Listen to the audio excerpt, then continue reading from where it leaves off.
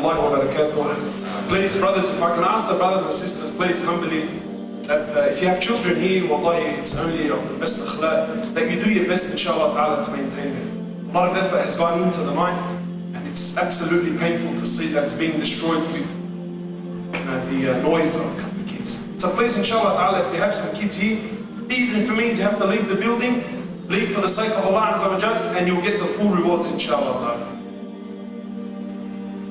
Bismillah walhamdulillah, wassalatu wassalamu ala rasulillah. We start first and foremost by praising the King of Kings, the Master, the Sustainer, the Creator of the seven heavens and the earth, the one who gives life, the one who takes it.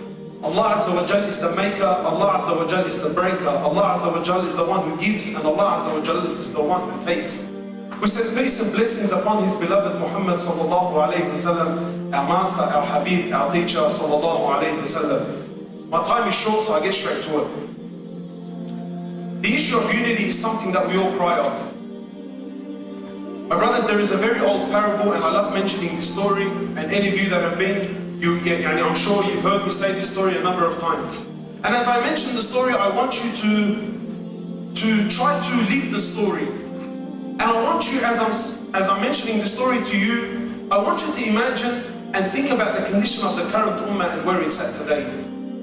The old parable has it that there was 4 bulls, 3 of which were black, 1 of which was white. And these bulls, they happened to be living together in a very dangerous environment, and subhanAllah, they somehow happened to stick together, and in unity they found protection and they got by, though the condition was extremely dangerous. One day, one of the black ones, the thought comes to him and he says, you know what? We're black, we're doing alright at night, we're covering, we're hiding on the darkies, we're getting by. But this white one, bro, you can see him from a million miles away, man. So I think it's best. Look at the poison. He says, I think it's best for my jama'ah that we get rid of him because he stands out. And when he stands out, we stand out. So therefore, he's causing us harm. So they get together, cutting a long story short, they get together and they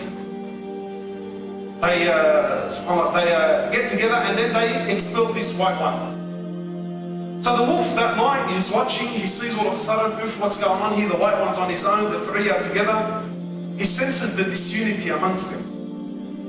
So the wolf that night, he comes down to the white one, he attacks the white one. Where's he going to go, bro? He's on his own. The 3 black ones watched their brother fall, watched their brother die, watched their brother get eaten, and they did nothing about it. So some time passes, the wolf now says, look man, there's only 3 of them, bro, how much can they put up with a fight? Well, one day he's feeling staunch, he comes up to the 3, bridges up, puts up a bit of a fight, manages to pull one down. They were 4, now they're 2. And then sometime later, there's only 2 of them, bro. He attacks one of them, brings them down until there was only 1, the one that came up with the master plan. So on the last day, khalas, the wolf is pursuing him now with full confidence, bro. Where's he gonna go, man? Till eventually he gets to him, he jumps on him, and as he starts to devour his teeth into his throat, the bull makes a statement. Wallahi, a statement that should be written in gold. The bull now realizing he's falling, he's dying, khalas, I'm gone. He thinks to himself and he says, "Ukilta yawma ukila thawran qabla." That I died. That I signed my execution paper not today, but rather I signed it the day I watched the white one get killed and I did nothing about it. That's the day I died, not now. And wallahi, my brothers, this is what's happening with us everywhere you go. We're watching our brothers fall. But because he's not from my jama'ah, because he's not from my masjid, because he's not from my fiqh, alhamdulillah, he has nothing to do with me, let him go. Brother, what you don't realize is in reality what's happening. As he's falling, it's only a matter of days before you will soon follow. The Prophet of Allah, he says in an amazing hadith, he gives an amazing analogy. He says this ummah is like one body. This ummah is like one body. He didn't say me and Abu Bakr and Umar and Khattab are one body. He didn't say me and the 10 Mubashirin are one body. He said this ummah is like one body. when a part of it hurts, and a part will hurt. He says when a part of it hurts, the whole body stays up the night in sleepless nights, fighting off the infection, fighting off the pain. When a part of us is hurting, my brothers, whether it's local or international, this whole ummah should be feeling it. This is the analogy that Muhammad ﷺ gave about the ummah. And he says that he who is not concerned about the affairs of the Muslims, then he's not from us. He's not from us. My brothers, unity is loving one another. And loving one another for the sake of Allah, not loving one another for the sake of my masjid. Not loving one another for the sake of my Shaykh and my irda. This isn't how it works. There are differences, yes, we all know, we all agree. And if you think we're going to come to a great conclusion here tonight, you're living in Disneyland. True love is when I accept you regardless of your condition. I love you for that kalima of La ilaha illallah Muhammad Rasulullah. That's unity. Our unity is in the kalima. We need to start loving for the sake of Allah and not loving for the sake of my nafs. Today, my brothers, and I believe they made a movie about it, called Friends with Benefits. Today we have what? We have friends with benefits. You see, I'm not friends with Shaykh because, wallah, mashallah, he's a Muslim and I love him. No, I'm his friend because he's got guns on his hands, bro. And if I ever fall into drama, oh, Shaykh, please, can you come help me out, bro? Allah. But this is the truth. Wallahi, my brothers, the youth are running out. We're running and following brothers. You know what's funny? You know they're garbage. You know their environment is rubbish. You know when people drive past, they look at them in a shameful manner. But I'm prepared to hang out with them because he's a heavy in the manda and that, you know what I mean?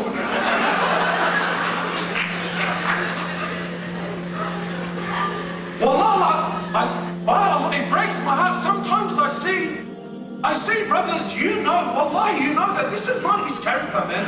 You know, bro, you don't belong in this group. And the people he's rolling with remind him day and night, bro. They slap him around, they run amok on him. No problem. Wallahi, no problem. As long as I can be seen with you. As long as I can roll with you. My brother, my sister, I need to tell you, roll with Muhammad and his companions. Wallahi, we need to start loving for the sake of Allah. Because loving for the sake of Allah is of the greatest honor. Rasulullah sallallahu alayhi wa sallam says in amazing hadith, he says, there are 7, my brothers and sisters, there are 7 who will be under the shade of Allah Azza wa Jal on the day where there is no shade except His shade under His throne. What sort of a day is this?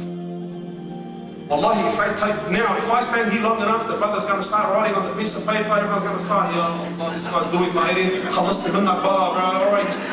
No, he says, it's a day that's 50,000 years long. How long? 50,000 years long. He says, sallallahu alayhi wa sallam, the sun will be 1 mile above your heads. One of the companions who narrates, he says, by Allah, I didn't know what Rasulullah was referring to. I didn't quite get it. Was he saying the distance of a mile, yani the actual distance of a mile?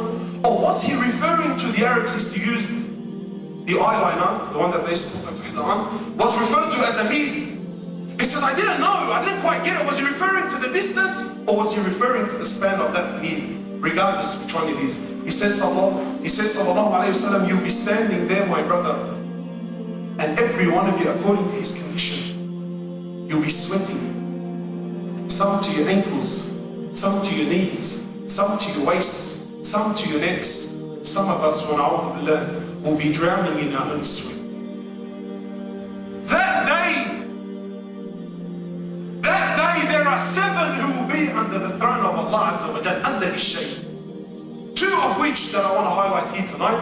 2 of which, one is a man whose heart is attached to to the houses of Allah Azza wa Jal. The houses. Not my hangout, not where my Shaykh prays, and I'm not dissing that whatsoever. But one whose heart is attached to the houses of Allah. Who's in the houses of Allah? The believers of Allah Azza wa Jal. He says the other category are those who love one another purely for the sake of Allah Azza wa Jal. Purely. Not Allah because there's a benefit. I love you sincerely for the sake of Allah Azza wa Jal. Allah Azza wa Jal will call out, where are those who love one another for my glory? For today I will shade them on the day when there is no shade except my shade. Where are they? He says sallallahu alayhi wa sallam, on that day, look how loving one another is continuously connected to what? That day. That day. He says on that day there will be a position, a status. Imagine you're there, prophets, martyrs, messengers, awliya. He says there will be a position of nur, seats of light, high ranks. Who is he saying this to? He's saying this to a people whom Allah, never mind what Rasulullah says about them, Allah says, I am pleased with them and they are pleased with me. So he's telling that ummah, that generation, that there will be a status on the day of judgment, there will be a position whom even the prophets and messengers and the martyrs will envy. Messengers? This isn't a film Hindi or a film Turkey. Don't think I'm doing Hollywood. Sahih hadith.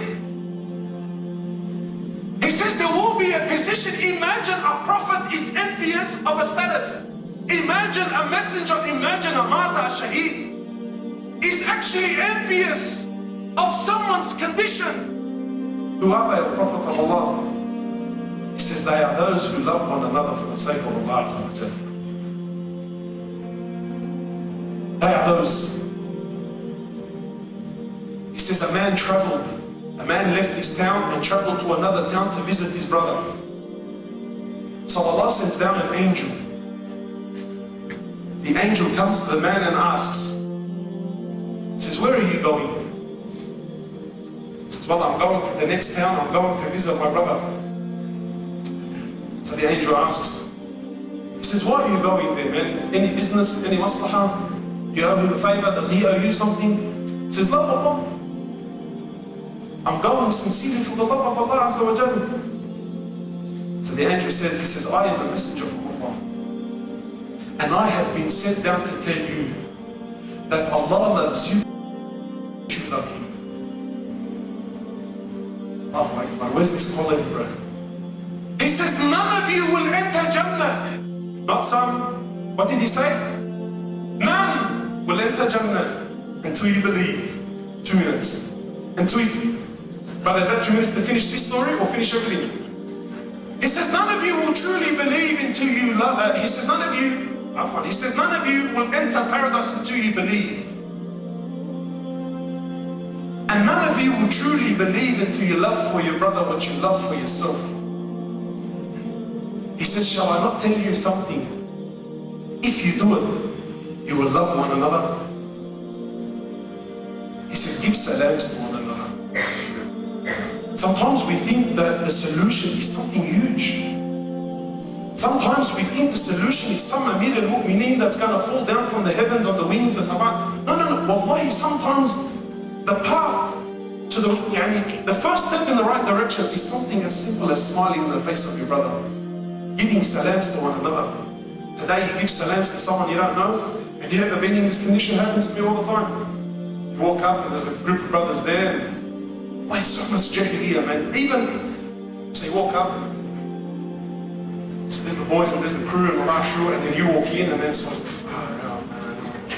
so then they try to act like they didn't see you and you're sort of thinking, man, do I act like I'm not seeing them as well? And then you walk up and you go, Assalamu alaikum. And then there's that awkward little, bro, sorry, but you know any of us? Because none of us know you, man, so what's going on here?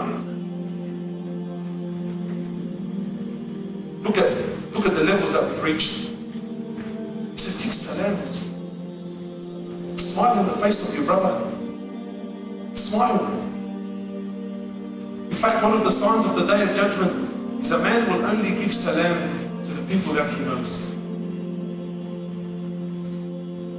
Sahaba would be riding on animals, and then a tree would divide them. They'll go around the tree, come back and give salams to one another. Hey, try that today with someone. They're like, Shubak, around my store, I was just with you about what's going on.